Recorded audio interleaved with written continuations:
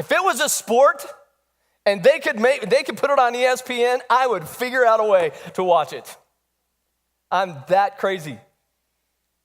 But growing up in Southern Arizona, I was at a disadvantage growing up because back in the day, we didn't have any professional sports teams.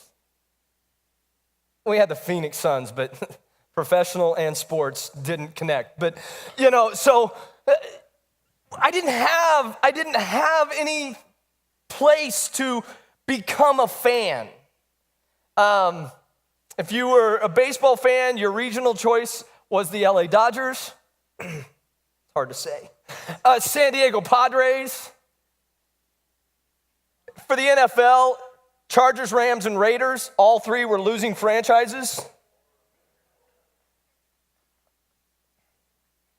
And I'm sorry I have to say this in church, or the Dallas Cowboys. But something happened when I was a teenager that changed my life. It was called cable television. With the expansion of cable television, my love for the sport of professional baseball was born. I now had access to stations like WGN, and I could watch the Cubs. Yeah, they have one fan. Yes. Because when I was watching them, they were horrible, but it was Wrigley Field. It didn't matter. It didn't matter. But my fan choice was the Atlanta Braves because they were America's team. And so through the hard years and even through the 14 championship seasons, I was, and to some extent, I still am today, a Braves fan. But as you know, my family's moved quite a bit. And so I've had exposure, and I was going to bring all my hats, but I didn't do it today. But I've had exposure to the Yankees. Yeah, I knew that was coming. The Orioles, the Ravens, Baltimore Ravens, the Washington Redskins, the Washington Nationals. I've had exposure to all of these fan bases in my lifetime. And now I get the privilege of having exposure to the Chiefs.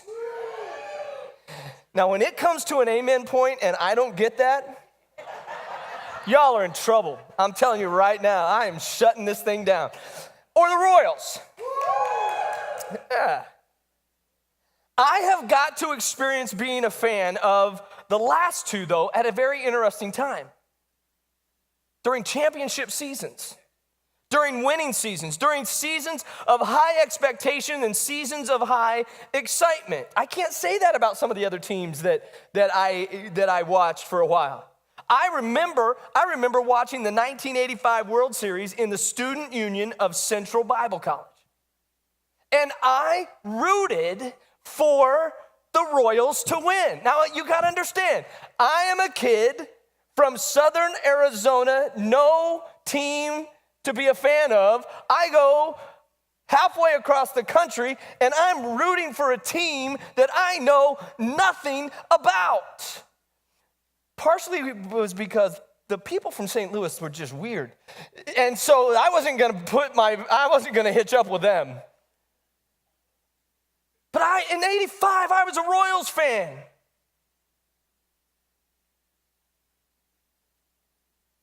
And here I am today, a real Royals fan, or so I thought.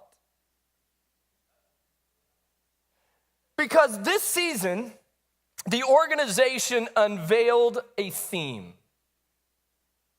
Raised royal. Raised. It was plastered everywhere. There's a bank down on, I believe it's on either Row or Knoll. The whole side of this 13-story building says raised royal. I wasn't raised royal. I wasn't raised that way. I didn't experience the 30-plus years of agonizing expectation. I walked in and I went to game 1 of the World Series like I deserved it. I wasn't raised that way. By definition, I would have the title Bandwagon Fan. Bandwagon fan. Someone who profited from the craze. Someone who enjoyed the excitement without the conviction.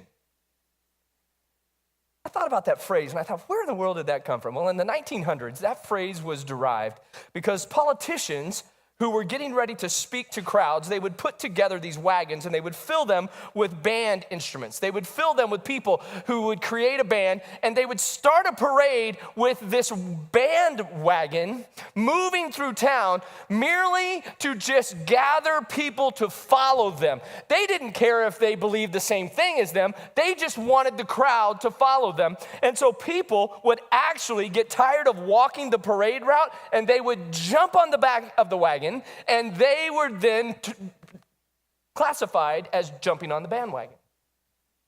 They were bandwagoners. They were just there for the craze, but not with any conviction. And that phrase later became defined to determine the loyalty, but determine loyalty from outcome. As long as it was the outcome I wanted, then I'm loyal.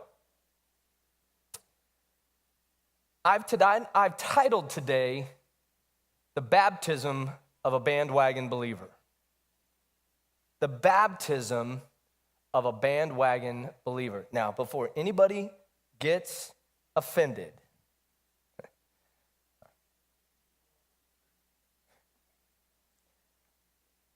we see from the ministry of Jesus that there were fans, there were followers, there were believers, and there were disciples. We read about all these different groups of people. Jesus ministered to crowds. Jesus ministered to people who were just merely curious. And sometimes there were little cohorts that would form that were more grounded in the belief of what he was doing. And then, of course, there was the highly committed, the 12 or the 3. But the gospel writers also point out that within those groupings, there were differences in the overall approach to Jesus. Just because someone was there when that gospel moment was recorded doesn't mean that they really believed. They were just there because maybe the craze, maybe the curiosity. And this is blatantly seen in probably the most powerful question that Jesus ever asked anybody. Who am I? Who am I? He started with this. Who do people say that I am? Who do people say that I am? And the responses are interesting to me. The responses highlighted the level of connection that people actually had. Because the disciples said, well, some people say you're John the Baptist. Some people say you're Elijah. Some people say you're Jeremiah or one of the other prophets. And from other passages, we've actually learned that some people saw him as a good teacher. Some people just saw him as a good person. Some people saw him as someone who had spiritual authority. And then there were those who saw him as a madman. They saw him as a problem. They saw him as a heretic. They saw him as a blasphemer. So there's all kinds of ways to answer that question. Who is Jesus? Who is Jesus, and why are you here to see him? Because all of those different descriptions were in any given crowd that you read about. There were people that were there because he was a good teacher. There were people that were there because they thought he was prophetic. There were people that were there because he had authority. There were people that were there that truly believed who he was. There were people that were there that were out to trap him. There were people that were there out to prove him wrong. There were people that were there from every one of those descriptions that we just laid out. But then there's this response, this all-in response that comes from a guy that you never would have thought. He makes this all-in response. There's an immersion of faith that happens. There's this baptism of truth when Peter says this, you are the Christ. Meaning you are the anointed one. You are the Son of the living God. At that point, it went from I'm looking for the value that you bring to my life. Because a lot of people would go and they would follow Jesus because they wanted value from him. They wanted him to say something. They wanted him to do something. They wanted him to be something that was going to benefit them and bring value to them. But in the moment that Peter makes that statement, the value system just changed. It went from, I want value that you are going to bring to my life, to you are the only value in my life. Who do you say that I am? Well, you're the God that makes me feel good. You're the God that saved me from my sin. You signed my insurance policy. You're the God that is going to heal me someday. You're the God that's going to take care of my family. You're the God. See, those are values that we want him to bring to us.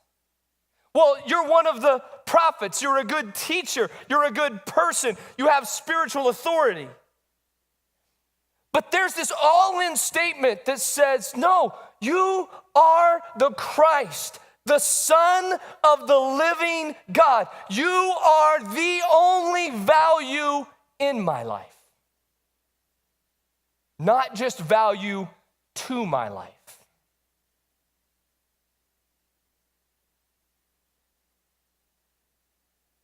Peter is no longer jumping on the bandwagon. Peter is no longer jumping on the bandwagon. He's driving the bus. It went from I want to I worship. It went from I want to I worship. It went from I want God to be, I want God to do, to I worship God, period. And so, the thing that we value here is worship. It's worship. You say, well, yeah, Ken, you guys are a musically talented family. Your son's a worship leader at a church. Your wife's a worship leader at a church. Your youngest son sings on the worship team. Your daughter sings on the worship team. You guys were in revival time choir. You traveled all over the country. Yeah, you value. No. I'm not talking about an expression of worship. I'm talking about we value as a church, as believers, the non-negotiable needs to be what Peter said. We value worship, true worship, not just worship expressions, which are absolutely necessary, by the way. One day, Jesus met a woman who wanted to know what that value of worship really looked like. This woman is going through her everyday routine. She is doing the thing that she does every day, and she happens to bump into Jesus at a somewhat popular hangout spot. She doesn't know him as Jesus, but yet she strikes up this interesting conversation with him, and it's found in John chapter 4, starting in verse 20, and here's how this conversation goes. She says to Jesus, well, tell me this. The inquiry. Our ancestors worship God at this mountain, but you Jews insist that Jerusalem is the only place to worship, right? She has this question. What is worship? What is this value? Jesus says, believe me, the time is coming when you Samaritans will worship the Father neither here at this mountain nor there in Jerusalem. You worship guessing in the dark. We Jews worship in the clear light of day. God's way of salvation is made available through the Jews, but the time is coming. Watch this. The time is coming. It has, in fact, arrived. See, worship is not something that you can put off. The value of worship is not something that you can do only on a Sunday morning. The time is coming. What is he saying here? It's always going to be around you. It's always going to be the opportunity. He's not saying wait. He's not saying worship when you want. He's saying there is this era, there is this expanse where worship must be. In fact, it's right now. It's right now. When what you're called will not matter, and where you go to worship will not matter. It's who you are and the way you live that count before God. Your worship, notice the interchangeable phrase there. It's who you are. It's who you are. Jesus says, who am I? Peter makes the statement, you are the Christ. A lady comes to Jesus and says, tell me what worship is. It's who you are. It's both who he is and who you are. That's worship. Your worship must engage your spirit in the pursuit of truth. It must engage your spirit in the pursuit of truth. That's the kind of people the Father is looking for. Let me read this part to you from a different version, the NIV. John 4:23. Yet a time is coming and has now come when true worshipers will worship the Father in spirit and in truth. Here's the key phrase. For they are the kind of worshipers the Father seeks. They are the kind of worshipers the Father seeks. Imagine having everything that you desire. Imagine having everything that you desire. There isn't one thing that you don't possess. Yet, you spend an eternity looking for, searching out, seeking for something. Everything else around you, everything else that you possess doesn't matter. You have to find one thing. That is the priority that God places on you as a worshiper. See, my friend, God doesn't need your worship. Then why do we do it? We'll get there in just a second. Hold on. God doesn't need your worship. You know why? Because if you don't, creation's going to worship him. The Bible says that a rock is going, and a rock, you ever use the phrase dumb as a rock? And a rock will worship him even if we don't. God doesn't need my worship. He wants me as a worshiper. He is seeking you as a worshiper. Everything is already his, and creation will get the job done. In all of the New Testament, there are only three things that God seeks. Only three things that God seeks. Jesus seeks to please the Father. Think about these two. This is a whole nother sermon. This is a whole nother sermon in itself. If these are the things that God seeks, and if these are the things that God seeks, these should be the things that we seek as well. Give you the short Cliff Notes version of another sermon. You get two for one. This is a BOGO day or whatever that's called. Yeah. He seeks to please the Father. He seeks the lost, and the Father seeks true worshipers. Those are the things that God seeks. Anything in the top three of heaven must be pretty important. Now, that may be simplistic theology, but look who said it. Anything in the top three must be pretty important. There are so many things that we think are important in the Bible. We hang our hats on all kinds of things, and man, we've created theologies and we've created ministries and we've created these holy places that really aren't holy, and we get it all backwards. We get it all backwards. Because when we read the scripture, we fail to read the final instruction. Revelation 22, verse 9. I am a fellow servant with you and with your brothers and prophets and all who keep the words of this book. Watch this last statement. Worship God! Exclamation point.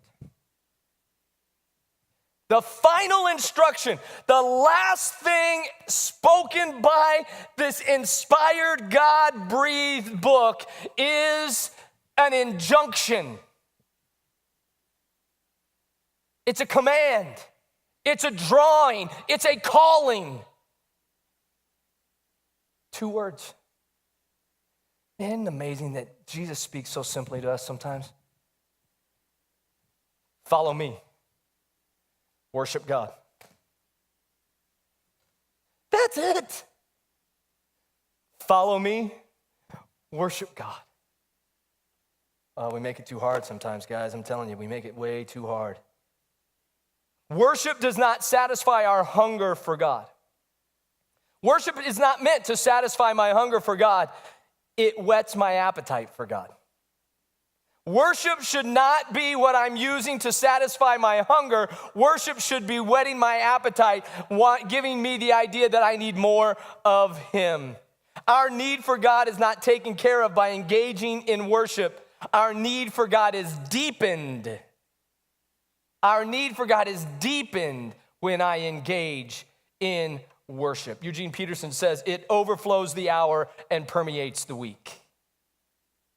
It overflows the hour and a half or hour and 45 minutes and permeates the week. I can't make that statement. So what is worship? The first thing we have to understand is that worship is more than a song or a group of songs or a style of songs. It's not about a chorus. It's not about a hymn. It's not about what we like. It's not about what we don't like. It's not about 4 stanzas. It's not about, does it have a reprise? Does it have a bridge? It doesn't, no, it's not about that. Worship can be a song sung to God, but it can't be just that. And it definitely can't be a song that is just sung about God. It can be church attendance. It can be prayer and Bible study, but it can't be just that. Because very little of what God ever says or deals with in regards to worship has anything to do with what goes on in a tabernacle, a temple, or a sanctuary. When God speaks about worship, very little of what He has to say deals with what is going on corporately. Worship was always meant to be an expression of God's glory. It's about His character. It's about the ability that God has. That includes the fact that His glory includes my brokenness. His glory includes my misused and mistreated humanity. See, when we get our minds wrapped around what worship truly is, that it is about the glory of God and the ability of God, I then not only see it as a moment that I do when I feel a certain way, but it is inclusive of my brokenness. It's inclusive of my misused and mistreated humanity because it's all about His glory. The Bible says, count it all joy. How do I do that, Ken? How do I count it all joy? See, that's a worship expression. How do I count it all joy when I face every kinds of trials? Like the one I faced on Tuesday. How am I supposed to count that as joy? We can't worship on Tuesday, Ken. There's no music. I don't remember the words of the songs. They're not on my bedroom wall. How am I supposed to worship on Tuesday? How do I count it all joy? It's just me and Jesus. How do I express God's value and declare His greatness when it's Flat Tire Tuesday?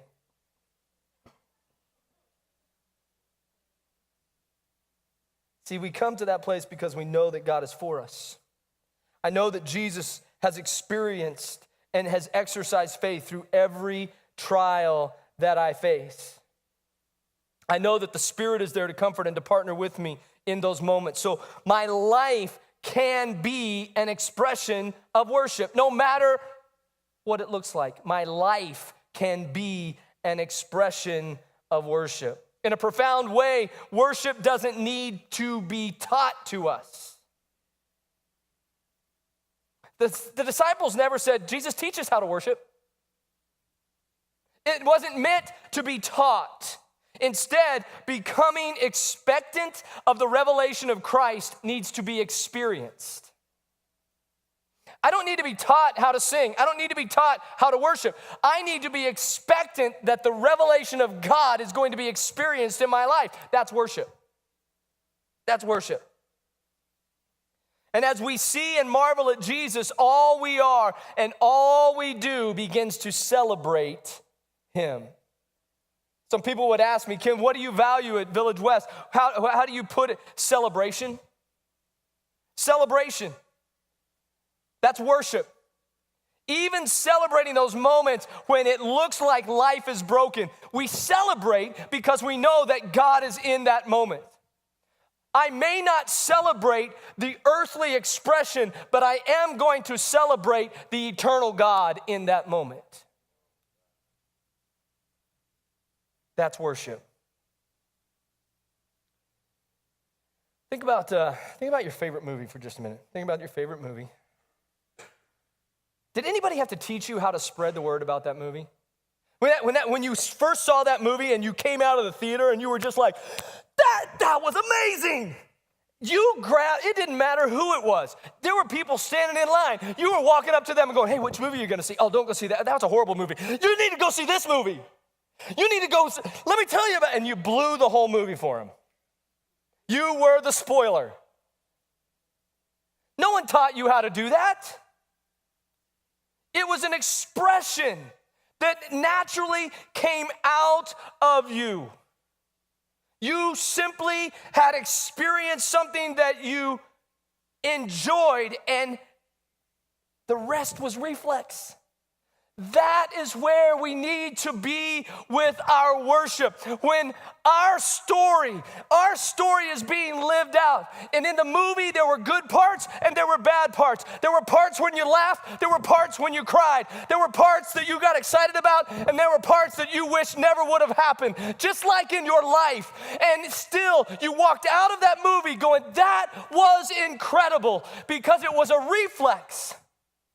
So when it's going in through your movie, when you're the one on the screen, and there's parts that you enjoy and there's parts that you don't, and there's parts where you laugh and there's parts when you cry, can you still come out of that experience saying, God, you are incredible? Merely because it's your natural reflex.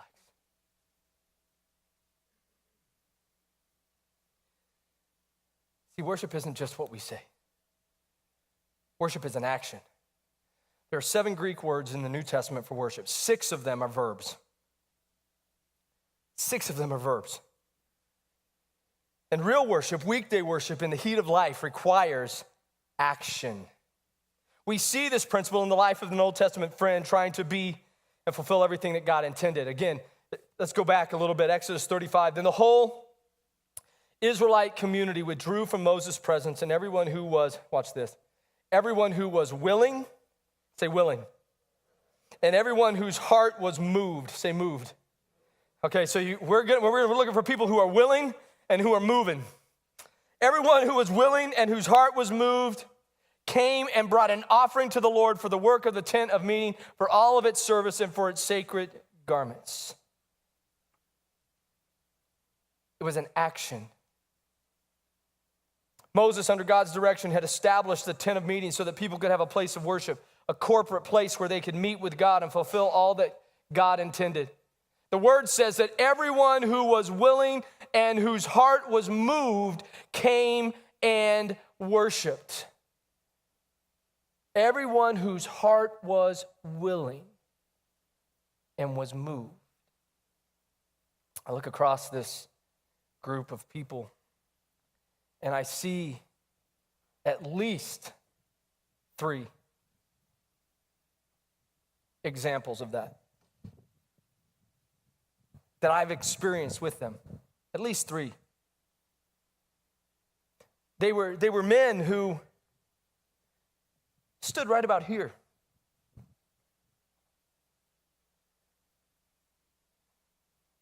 They were willing to come into a place where they were going to experience a presence. And they were willing to come into that place. They weren't drug in. They weren't handcuffed in. They were willing to come into this place, and they stood right here. And in a moment when they were able to see and experience the expected presence, I watched as the hearts of grooms were moved. These are guys that, up until that point, the bravado I ain't crying. It ain't happening. You ought to hear the conversations they have with their groomsmen. They think I don't hear. Yeah, these guys are all big and bad. They're thumping their chest. Until those doors opened and she walked in. And their hearts were moved in that moment. Today, let me ask you, are you here willingly? Say, well, yeah, no one drugged me in here. Are you here willingly? Is it your greatest heart's desire to be not at church, but in the presence of Jesus Christ? To those who were willing to put their lives in the presence of Jesus Christ, no matter what day it was. This wasn't in a church service. It was they were willing to put their lives in the presence of Jesus Christ, to bring themselves to a commitment place, to bring themselves to a moment where they knew that what they were about to experience was going to change their life forever. And in that moment, when Jesus became real, in that moment when he showed up, their hearts were moved.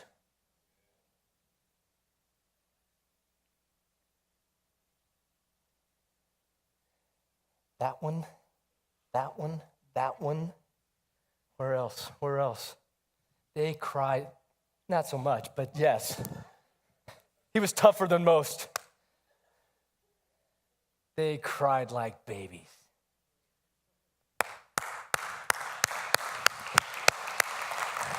Why? Because that's what being willing and allowing yourself to experience the expectation of that moment should be like. And let me tell you, that should be a common occurrence in every time we come into this place, that we come willingly to a place of commitment. We come willingly into an expectation that Jesus Christ, the groom, is going to show up. And this time, the bride needs to allow their hearts to be moved.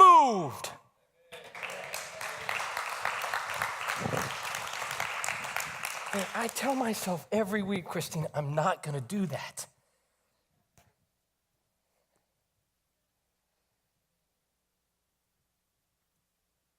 Now Moses in verse 7 went, and he used to take a tent and pitch it outside the camp some distance away, calling it the tent of meeting. Notice, same name. Same name. First one, capital T, capital M. This one, lowercase t, lowercase m. Same name. Anyone inquiring of the Lord would go to the tent of meeting outside the camp.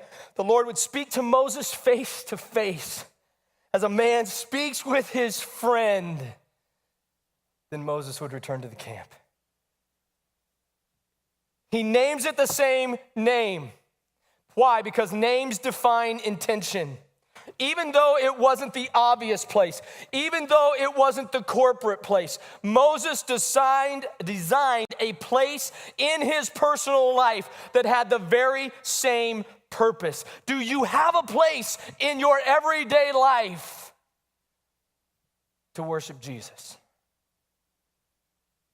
To be in an atmosphere of worship? A place where he could meet with God. He pitched that tent a distance away from the camp. So why did he do that? It's because he cherished this place, this time. He created space in his life that would be free from distractions. Because if you read the rest of the verse, every day people were coming to Moses' house going, "Hey Moses, can you help me? Hey Moses, I got a problem. Hey, Moses, I need to sacrifice and the priest isn't home. Hey, Moses. Hey, Moses. Hey, Moses." And so Moses pitched a tent outside of the camp where he wouldn't be distracted. He made space in his life where who he was as a leader, who he was as a man, who he was as a family, none of it was going to interrupt that time. It's also interesting to me what happens outside the camp. Many times, the broken, the diseased, the unclean, the battles were fought outside the camp. The place where Moses met with God face to face was at the center of his humanity. It wasn't in the day that he got all fixed up. Wasn't in the day that he did what everybody expected him to do and to be where everybody expected him to be. It was in the time where he was broken.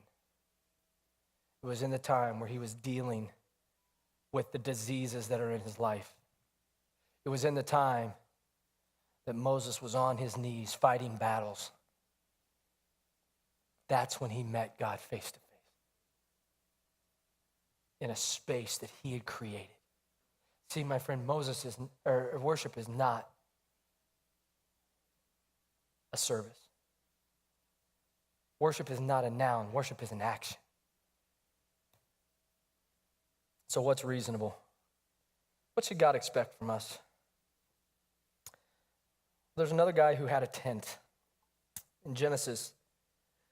His name is Abraham, and the Bible says that God took him outside and said, look up at the heavens and count the stars, if indeed you can do it. Oh, I love those moments with God.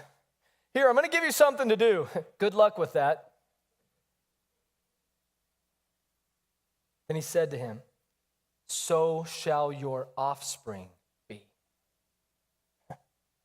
Abraham believed the Lord, and he credited to him as righteousness. Abraham is sitting inside his tent wondering, how is God going to show up in my life?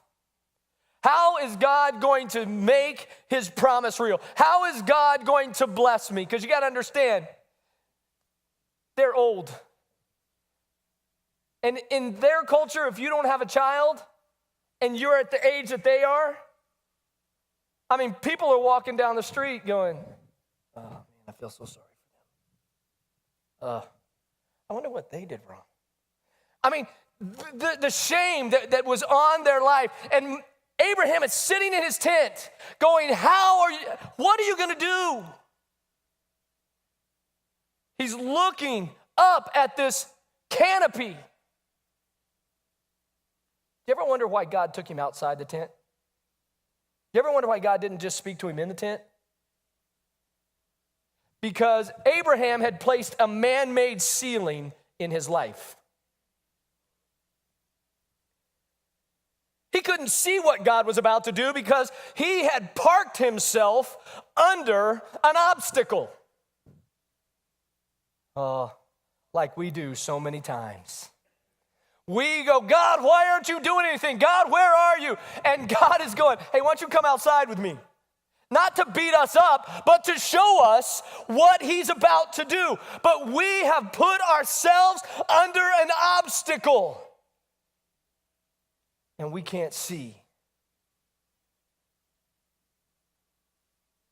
It's called object permanence. Out of sight, out of mind. When you show a baby a toy, and then you hide it, they simply grab whatever's in front of them. The reason is because the toy that you showed them isn't hidden. It doesn't exist. They have not developed that process in their little lives yet. And here's what happens. God shows us things. We come in on Sunday morning. God speaks to our hearts. God begins to show us what he wants to do in our lives. And we walk out, and because it's not on the screen, or because pastor's not walking with you in your ear all the time, or you're not listening to the podcast, you don't believe it's hidden. You just finally come to the place that you believe what God said doesn't exist. Object permanence. And so we got to allow God to take us outside the tent. We got to allow God to take us outside. Why? So he can show us the reality of who he is and what he wants to do. We've got to get out from under our own obstacles.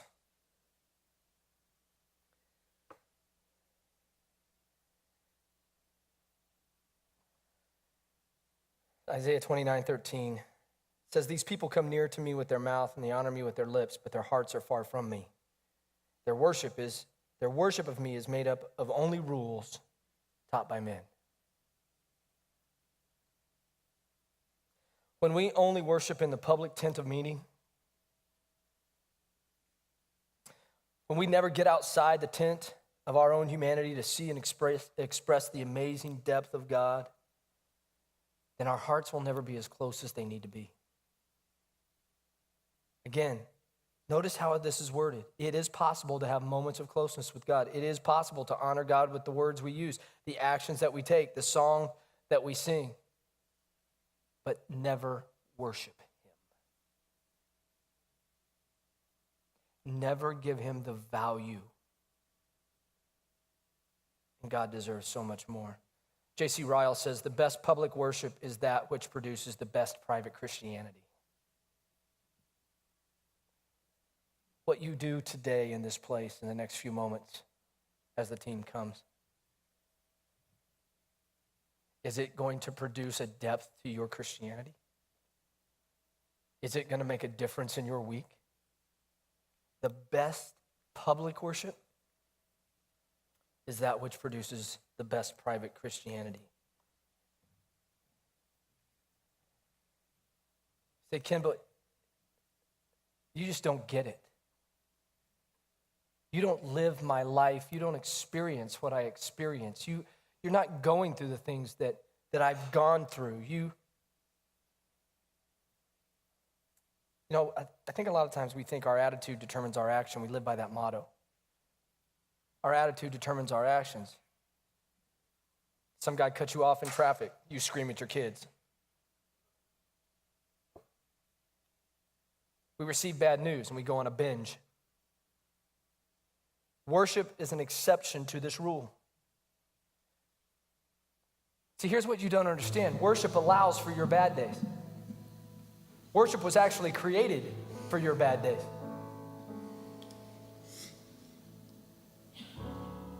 The attitude and our reaction is the exception. Let me show you what I mean. Abraham said to his servants, stay here with the donkey while I and the boy go over there. We will worship, and then we will come back to you. This is in a moment where Abraham is going to take his only son, the son of promise, and he is going to lay him out on an altar, and he is going to take his life as a sacrifice desired by God. We will worship, and we will come back to you. In one day, Job loses his donkeys, his oxen, and his sheep and his camels. They're destroyed and they're stolen. His servants are all slain. His sons and daughters all die when a house collapses on them. My week wasn't so bad. What's the first thing that Job did? Call the insurance agent? Lose his cool and go on a rampage? Blame the church, blame God. At this, Job got up and he tore his robe and he shaved his head. And then he fell on the ground, not in defeat, in worship. In worship. David, similar day. The son born to David in Bathsheba is dying. He's dying, he's destined to die because of David's sin. It's nothing that the little boy did. David spent 7 days in fasting and prayer. And on the 7th day, his son died.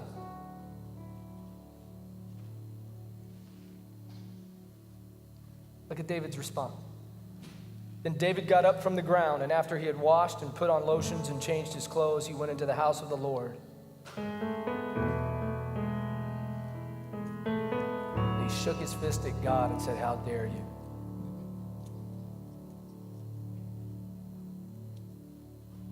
He worshiped. He worshiped.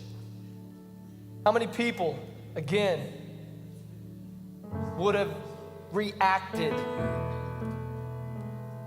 It's interesting to me that any standard dictionary will separate the words worse W-O-R-S-E, and worst, W-O-R-S-T. You ever have one of those weeks that go from worst to worst? In standard dictionaries, you know what separates those two words? The word worship.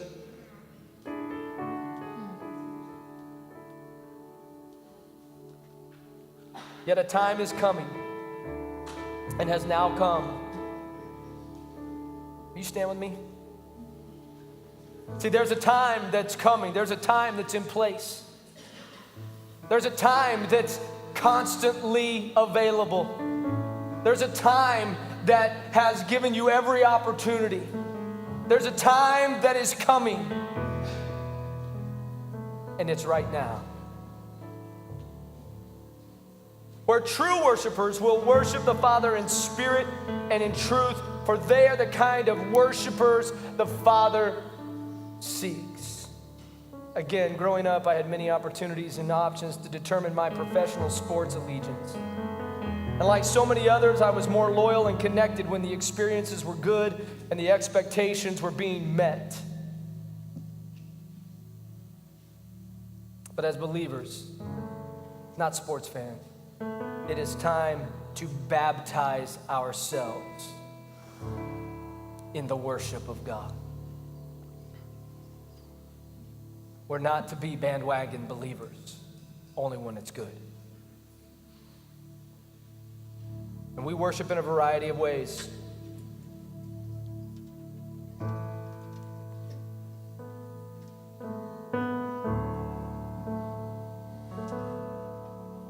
Worship is about our response to God and His declaration of His worth. 2 Chronicles chapter 5 says, "Then the priests left the holy place, and all the priests were consecrated regardless of their rank or assignment." My friend, it doesn't matter who you are today. It doesn't matter how long you've been in the faith. It doesn't matter what you've gone through in your life. It doesn't matter what you know or who you know.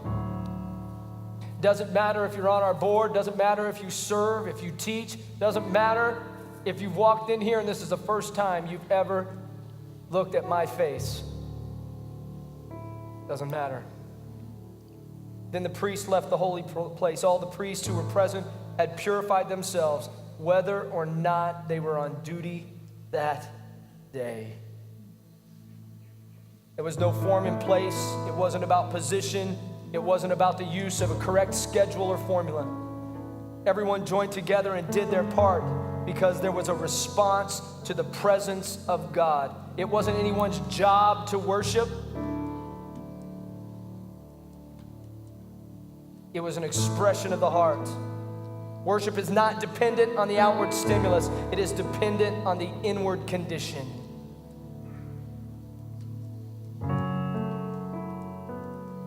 But Ken, I don't want to, okay? It's your choice. It's your choice. Deuteronomy 28:47. Because you did not serve the Lord your God joyfully, has nothing to do with your circumstances. Joy has nothing to do with your happiness. Because you chose not to serve the Lord joyfully and gladly in the time of prosperity, therefore hunger and thirst and nakedness and dire poverty, you will serve the enemies that the Lord sends against you.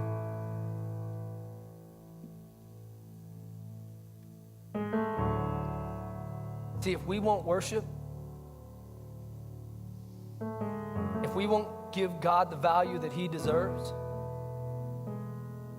why should we expect to receive anything from Him? Because God loves me. You're right, He does. I'm really glad He loves me. Because I'm really stupid sometimes. And He overlooks my stupid. God is more glorified in us when we are most satisfied in Him. Say, but I'm not satisfied. No, you're not satisfied in what's going on in your life. Are you satisfied in Him? Are you satisfied in who God is and the value of who He is? No matter what happens, no matter who said something about you, no matter how much money you have, no matter, are you you satisfied in him. It's not, does he give you value? It's, is he the only value? So let's put it into practice. Let's worship him.